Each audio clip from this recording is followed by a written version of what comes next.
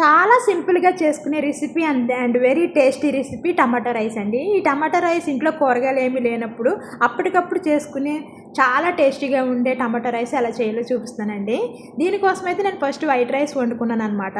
First white rice వండుకుని ప్లేట్లో వేసుకుని పక్కన పెట్టుకున్నాను. దీనికోసం 2 ఉల్లిపాయలు తీసుకున్నానండి, చిన్నగా కట్ చేసుకున్నాను. అండ్ పచ్చిమిరపకాయలు అండ్ జీలకర్ర, క్యాప్సికమ్ ముక్కలు కొన్ని తీసుకున్నాను అనమాట. చిన్న క్యాప్సికమ్ వేసాను. అండ్ జీడిపప్పు కూడానండి, జీడిపప్పు కూడా వేసుకోండి.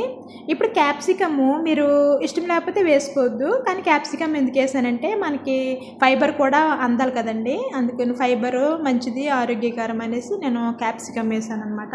పెద్ద పెద్ద టమాటాలు 2 తీసుకున్నానండి. ఇప్పుడైతే పాన్ పెట్టుకుని దాంట్లో కళాయి పెట్టుకుని దాంట్లో ఆయిల్ వేసుకోండి. పల్లి నూనె కానీ నువ్వుల నూనె కానీ వేసుకోండి, లేకపోతే నెయ్యి వాడుకోండి, చాలా టేస్టీగా ఉంటుంది. ఆయిల్ వేసుకుని ఫస్ట్ ఉల్లిపాయలు వేసుకుంటున్నాను. ఉల్లిపాయలు వేసుకుని ఈ విధంగా మగ్గనివ్వాలండి. 10 మినిట్స్లో అయిపోతుందండి, చాలా సింపుల్గా. మీకు వైట్ రైస్ ఉంటే సరిపోద్ది, టమాటాలు ఉంటే సరిపోద్ది. అండ్ పచ్చిమిరపకాయలు కూడా వేసానండి, జీలకర్ర కూడా వేసాను, అన్నీ వేసేసాను. జీడిపప్పు కూడా వేసాను అనమాట. ఓన్లీ క్యాప్సికమ్ తొందరగా మగ్గిపోతాయి కాబట్టి క్యాప్సికమ్ తర్వాత వేయచ్చు. పక్కన పెట్టుకున్నానండి. ఉల్లిపాయలు మగ్గిపోయినాయి, జీడిపప్పు కూడా ఫ్రై అయిపోయింది. ఈ జీలకర్ర వేస్తేనండి చాలా ఆరోగ్యానికి మంచిది, గ్యాస్ నొప్పులు అటువంటివి రావు. జీలకర్ర కంపల్సరీ వంటల్లో వాడుకోండి. అల్లం వెల్లుల్లి పేస్ట్ వేసాను అనమాట. అల్లం వెల్లుల్లి పేస్ట్ వేసి 1 నిమిషం ఫ్రై చేసుకోవాలి. ఇది కూడా ఫ్రై అయిన తర్వాత ఇప్పుడు నేను క్యాప్సికమ్ ముక్కలు వేసాను.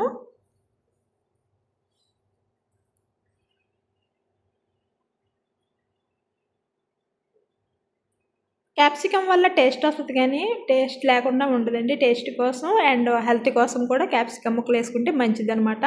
అందుకే నేను కొంచెం క్యాప్సికమ్ ముక్కలు వేసాను, చిన్న క్యాప్సికమ్ కట్ చేసుకున్నాను అనమాట. ఇదిగోండి టమాటాలు, పెద్ద పెద్ద టమాటాలు 2 తీసుకున్నాను కదా, ఈ చిన్న ముక్కలు కట్ చేసుకుని ఇది కూడా వేసుకుంటున్నాను. ఈ టమాటాలు మగ్గనివ్వాలి.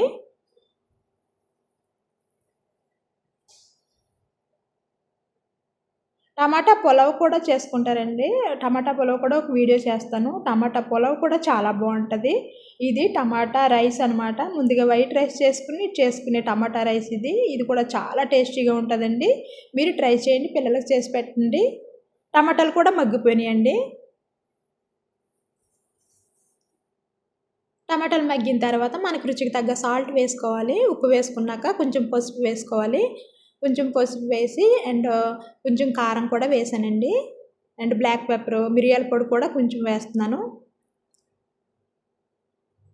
మిరియాల పొడి కూడా కొంచెం వేస్తున్నాను.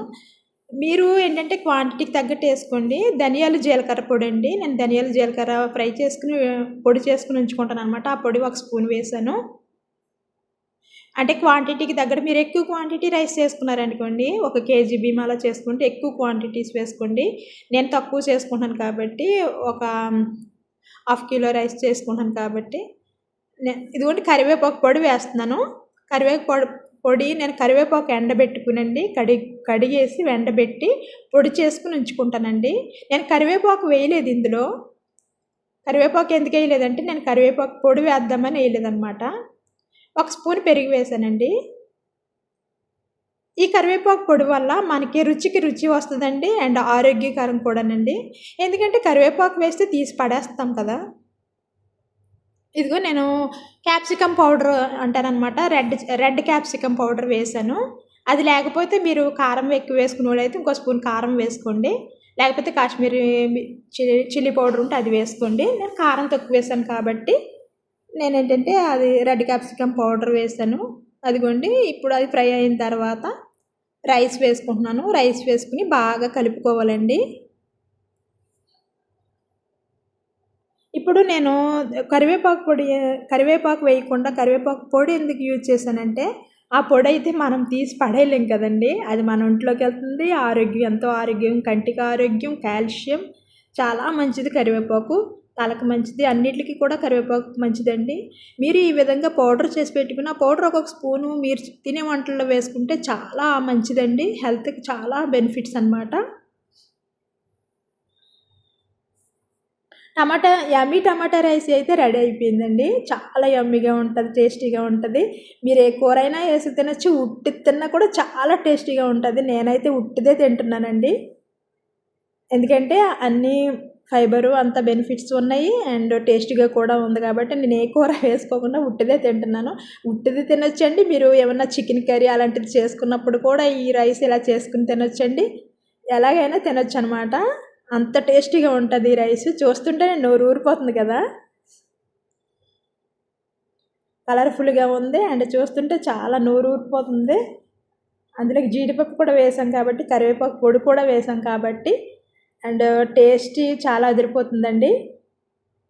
మీరు కూడా ట్రై చేయండి పిల్లల కోసం.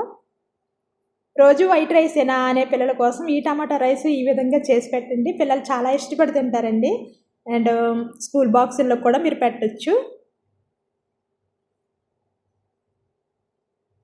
అంత టేస్టీగా ఉంటుంది అన్నమాట.